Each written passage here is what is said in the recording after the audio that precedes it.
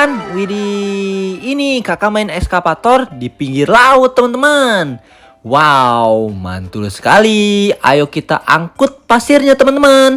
Ayo kita pindahkan ke dump truck teman-teman. Wow, ngomong-ngomong ini eskavatornya keren sekali ya. Bisa bergerak-bergerak sendiri begini ya teman-teman. Wow, jadi ini tuh eskavatornya memakai remote control teman-teman. Dan di sini eskavator menggunakan baterai tentunya. Baterainya bisa di charger. Wow, mantul. Keren banget ya seperti aslinya. Widih, lihat nih dump trucknya. Sama teman-teman. Dump trucknya ini memakai remote control. Mantul.